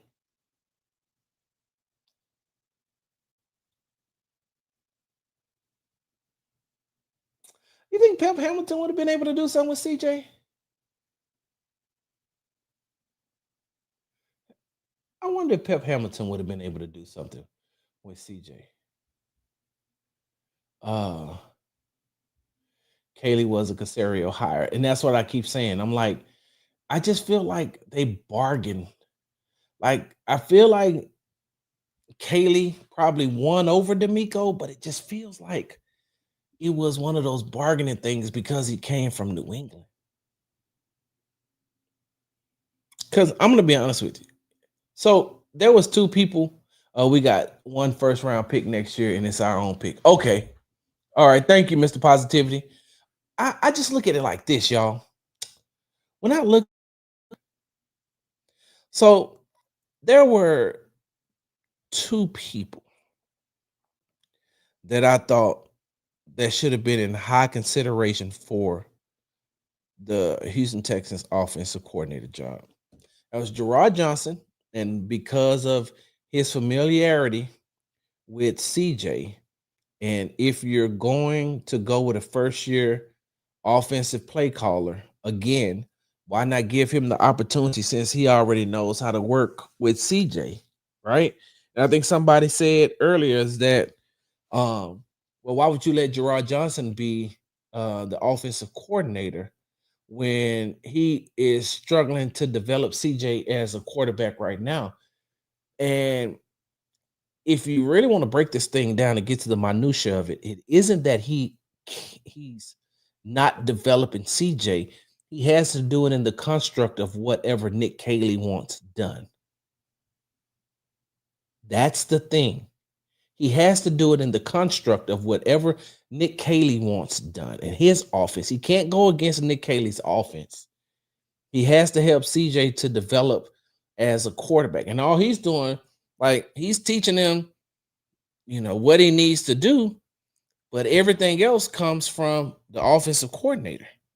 So he's teaching them strictly from a position standpoint. But if he was able to teach it from a position standpoint and an offensive coordinator standpoint, that'd have been one thing. So it was Gerard Johnson, and it was the head coach of Syracuse. What's his name? Fran Brown. Can somebody tell me what's the head coach's name what's the head coach's name from Syracuse? Because I think that he was in the running, and I said, I really like that guy. I really do. It is Fran Brown. Thanks, Mr. Positivity. Yeah, I really like Fran Brown, and I think that he could have came in and had some creativity. And look, I'm not ready to just say give up on Nick Caley right now because he can totally turn it around. I tell you all the time, look, hey man, sometimes some people are late bloomers. Sometimes it takes a little bit for people to get going. Maybe it's Nick Caley and some of these defensive coordinators are taking advantage of him. And rightfully so, they should. As a first year offensive coordinator, and let me tell y'all something. When I told y'all this story before, I'll tell it to you again.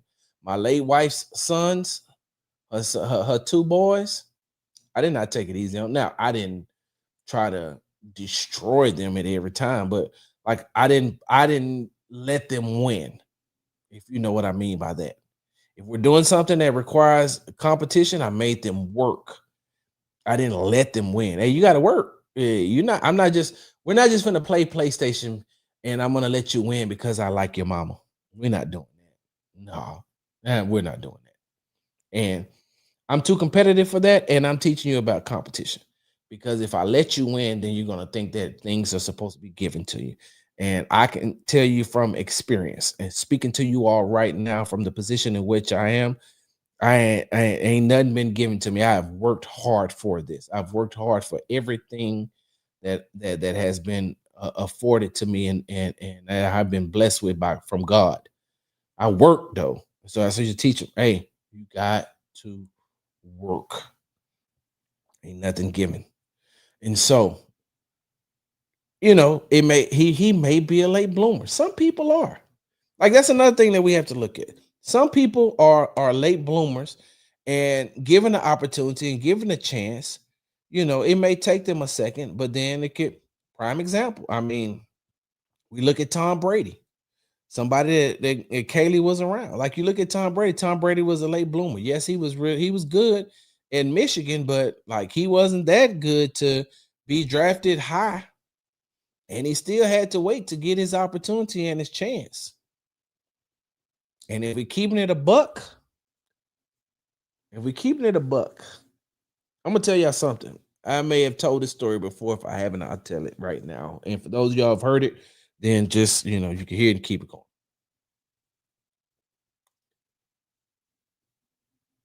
When Tom Brady got his chance to be the quarterback for the New England Patriots, that chance was actually supposed to go to Michael Bishop.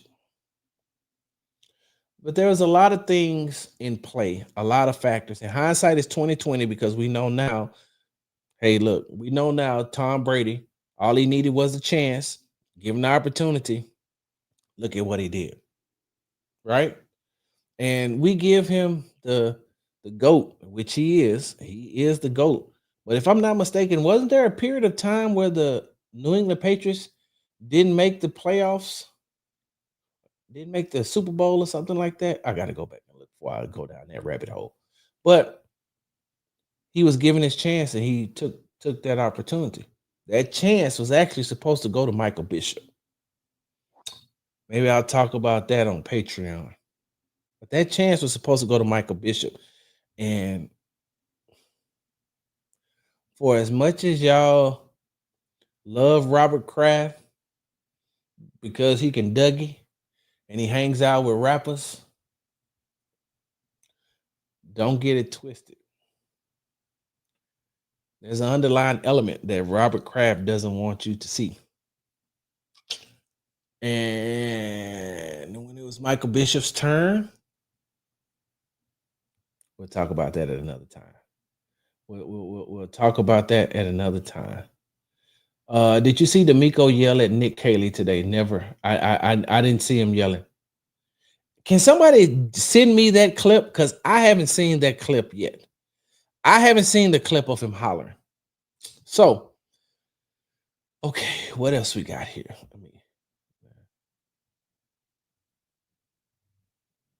Hold on. Come to bye week, I would clean house. Nick Caley, Nick Caserio, wide receivers coach and O-line coach should be fired. That's a lot of firing you want. Welcome to the show, Jarvis.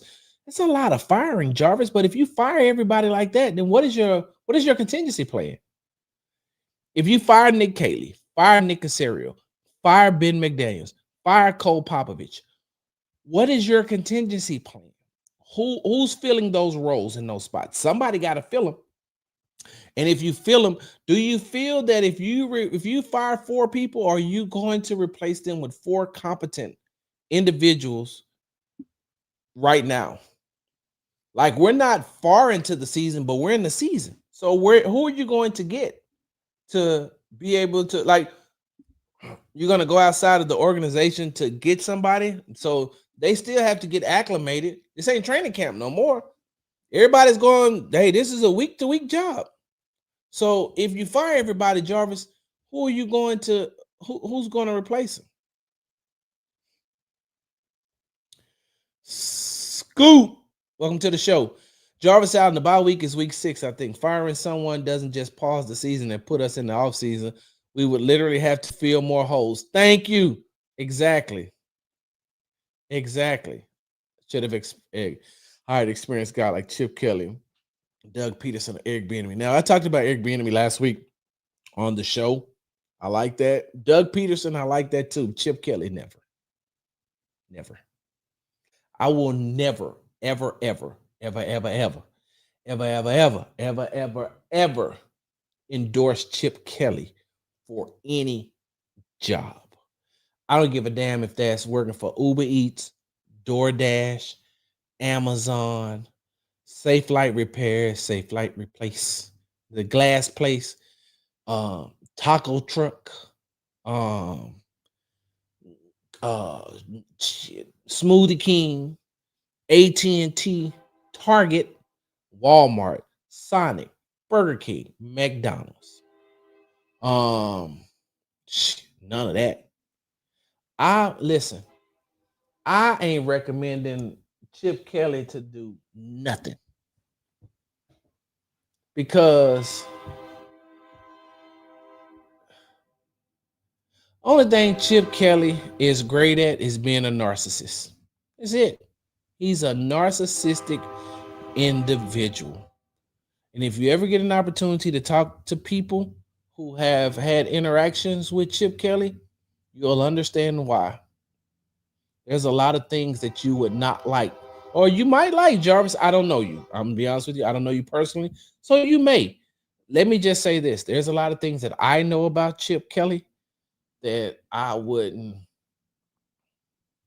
endorse Chip Kelly to sell Girl Scout cookies,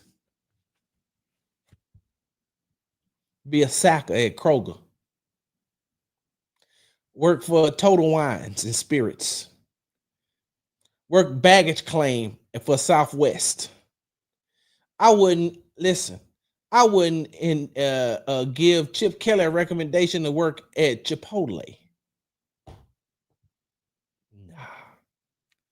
Nah, nah, hell no.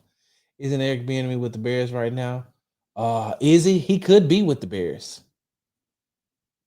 He could be. I don't know where Eric Bieniemy is. I just know that I felt like, he could have been really good with the Houston Texans based off of his past. But we keeping it a buck, keeping it 100.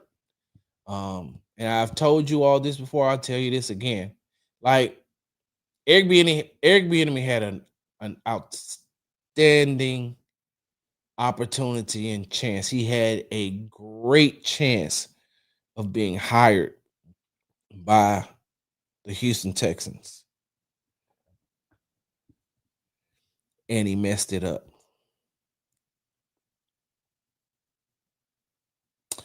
I'm not going to tell you what was said. I'm just going to tell you that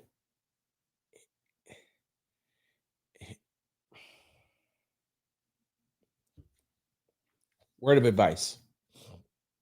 Word of advice. What's up, Super Tech, Sean Super Tech? Word of advice.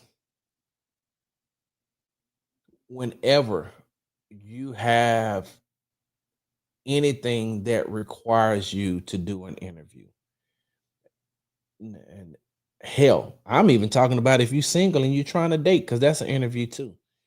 Anything that requires an interview style or interview type process, you have to be ready and prepared, and you got to be able to disassociate yourself with your regular everyday vernacular, your everyday tone, your everyday mannerisms, how you are when you in the hood, or when you with your family, or when you at church, or when you're at school, whatever your mannerisms are, when you're comfortable, you can't bring that into an interviewing process.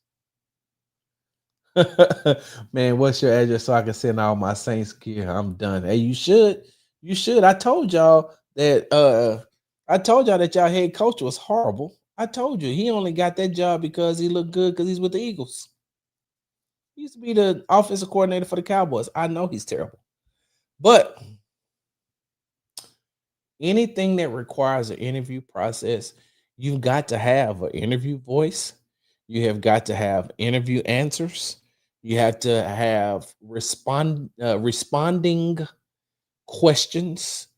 You have to be able to respond to the questions that they're asking you in a certain tone, in a certain manner, because the person that is interviewing you has something that you want, not you have something that they want, especially when there's a bunch of candidates, and especially when the job is when there's a bunch of candidates and the job is a high quality job, because any job in the NFL can put you on the road to where you need to be.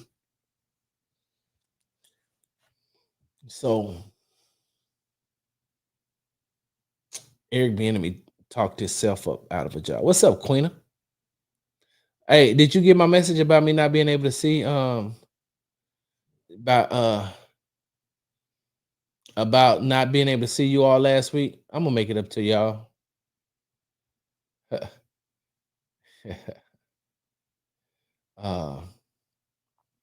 What's up, Sarge? It's going to take a few days for emotions to calm down, but there's light at the end of the tunnel. Wait, into what tunnel?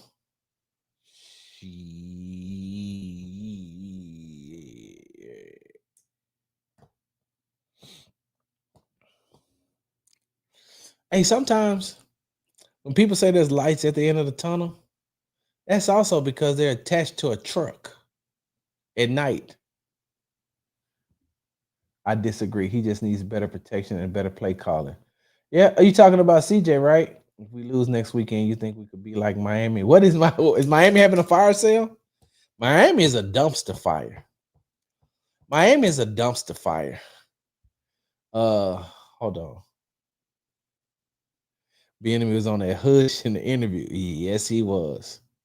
So he was laid back like he was talking to a homeboy and not, yeah, he wasn't doing what he should do. This this a 14-week tunnel, Sean. You optimistic as hell, my boy. Hey, look, I said sometimes the light at the end of a tunnel is attached to a truck. Tay said, or a train. Queena, is everybody quitting on my boys? Everybody ain't quitting on them, but there's got to be some type of solution. I'm scared for what Baltimore might do to us. Hey, I mean, maybe Kamara can score again for him. Said the light at the end of the tunnel is a train. What's up, Justin Singleton? So Queena says, right? With Joe, wait, hold on. Santos says, would Joe Mixon save us? No. Nope. And Santos, let me tell you this. Don't put all your hopes and dreams on Joe Mixon coming back to save you.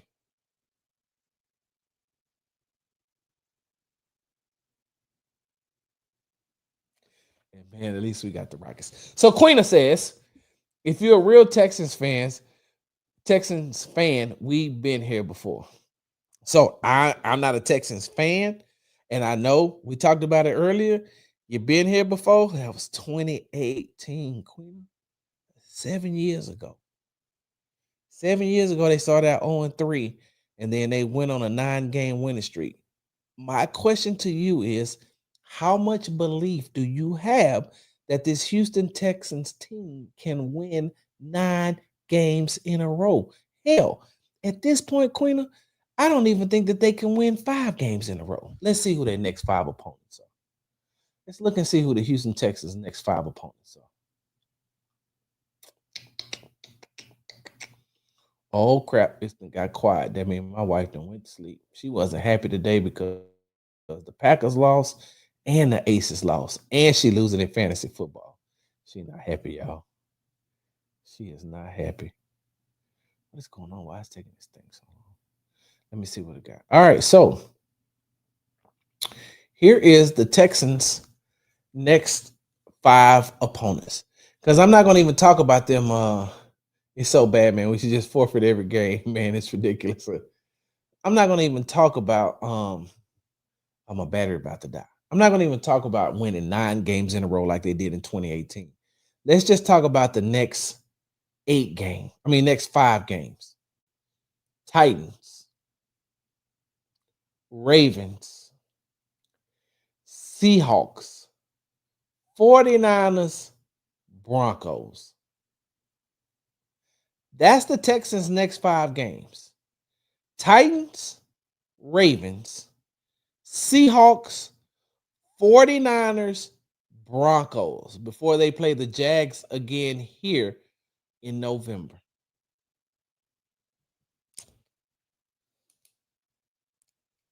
Titans, Ravens, Seahawks, 49ers, Broncos.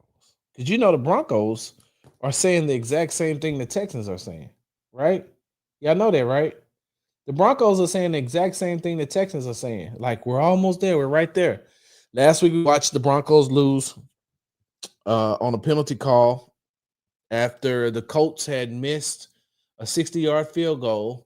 They got called for leverage, and the Colts kicker hit a 45-yard game-winning field goal, and the Colts lost. The Broncos lost.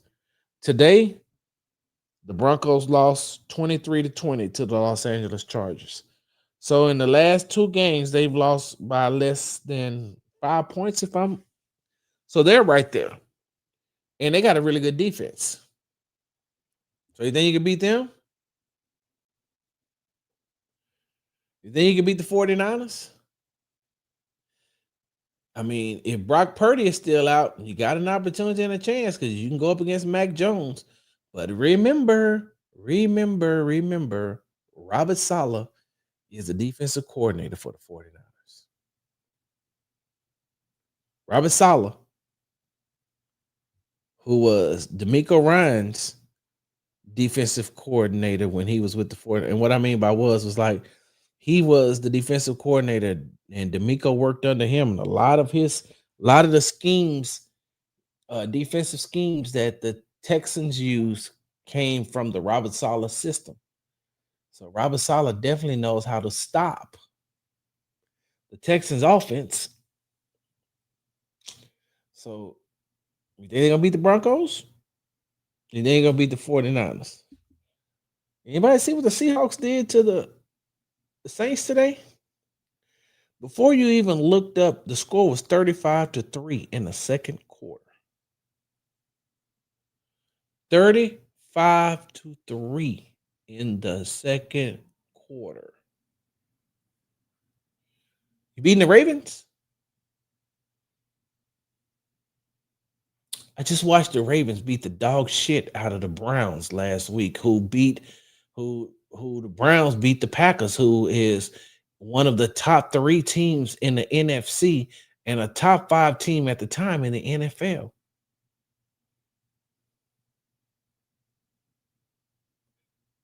And we know that the Texans don't have a good track record against the Ravens.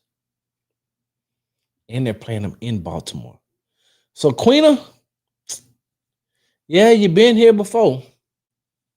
You ain't been here before against this next. Like, if they beat the Titans, right, and then they lose to the Ravens, going into the bye week, they could be 1-4. Then they got to play the Seahawks, 49ers, and the Broncos. They could potentially be 1-7 before they play the Jags again.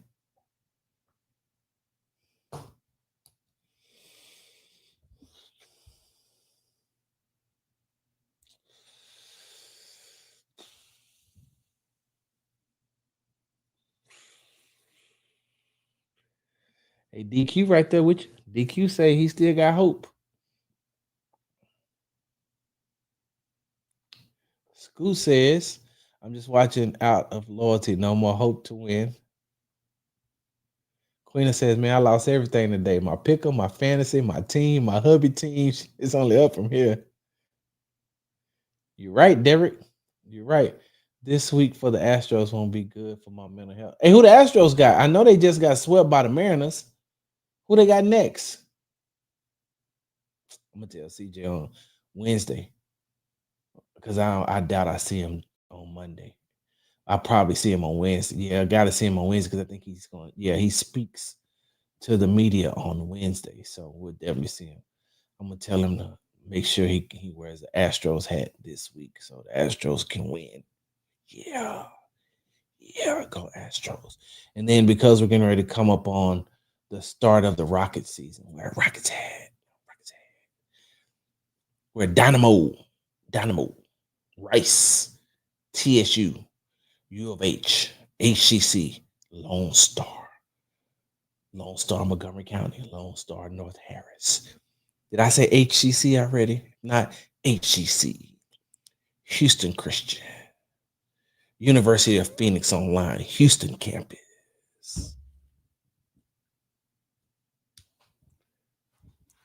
Sabercats, even though they're not here anymore. Jack Gates, Worthing, Katy, Madison, Bel Air, Sharpstown, Westbury. Yeah. Wear those hats, CJ. Yeah.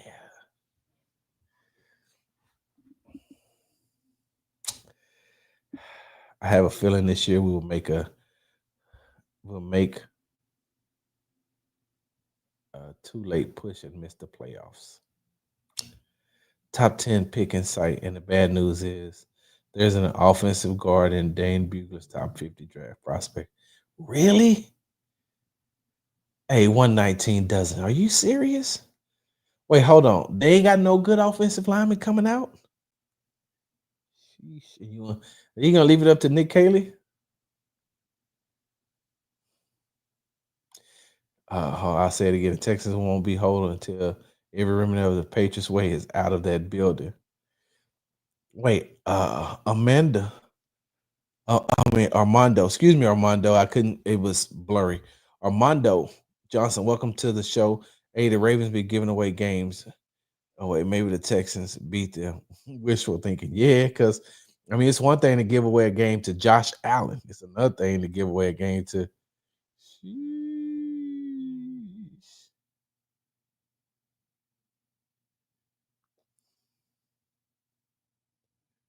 I don't really care what he wears as long as he plays better. Yeah. Okay, y'all.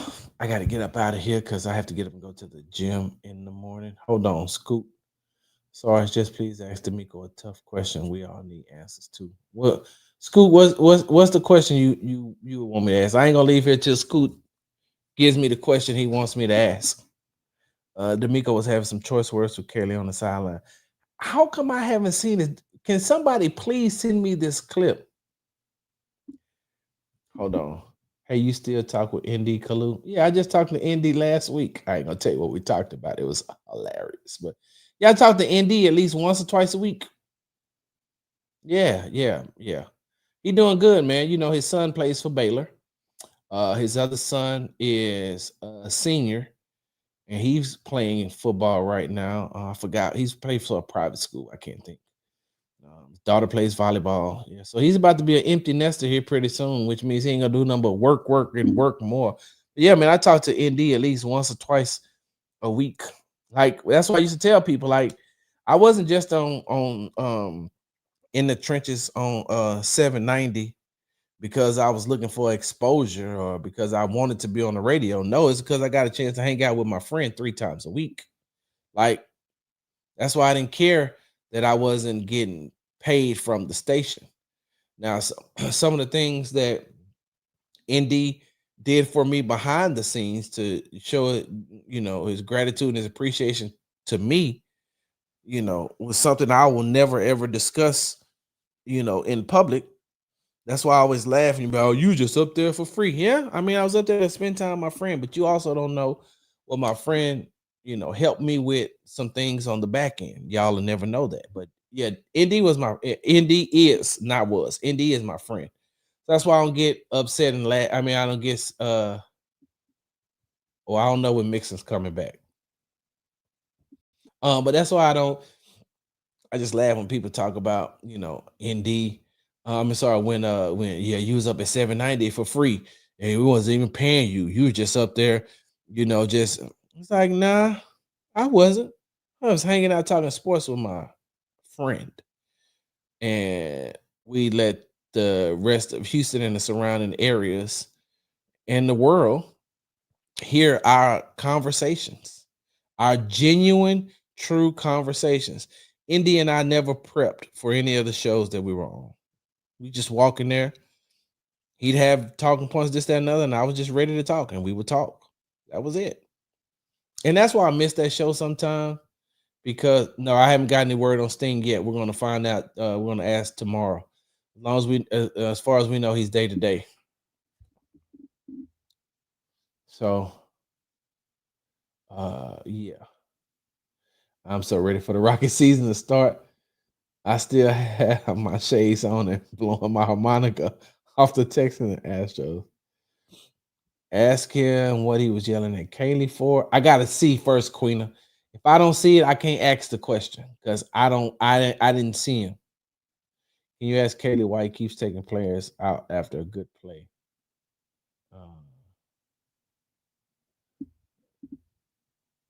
No, I'm good on that. I don't know who you are. Ruffling some feathers, maybe let Matt Burke call plays and become a CEO head coach that way he's more involved on the offense.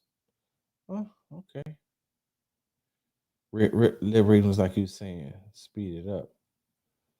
Those were the good days of radio. Yeah, man, I miss it sometimes. I wish Indy would come back.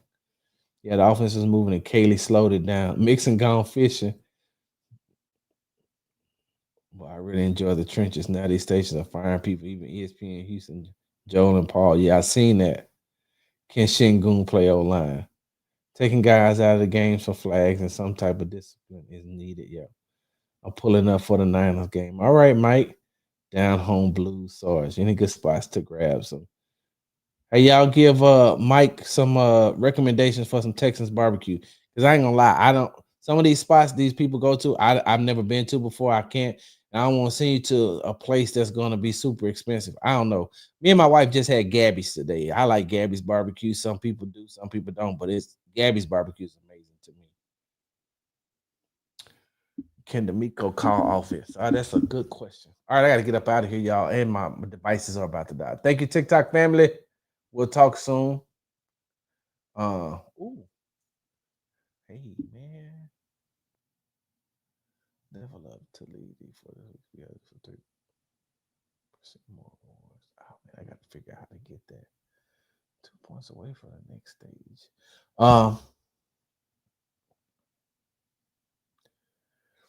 Hey, Mike, I'm at Ed Big Sar Sports with a Z at the end on Twitter. Ed Big Sar Sports with a Z at the end. Hit me up. I'll have some barbecue recommendations for you. Just I'll make sure that I find some good barbecue recommendations for you, especially because you're from the Bay. And I've always had a great time in the Bay, man. I've always loved being in the Bay. I love visiting the Bay, bro. They don't do nothing but show me love in the Bay. Every time I go, I love being in the Bay. It's expensive, but I love it. Good luck on the season. I hope you guys can turn it around. Yeah, but hit me up, Mike. All right, y'all. I got to get up out of here. I'll see y'all on Monday. We'll talk in the happy hour about what D'Amico Ryans and the players say in the locker room and at the press conferences on Monday. Texas fans, it's gonna be all right, man. And if it ain't, whoop de doo. I'm out.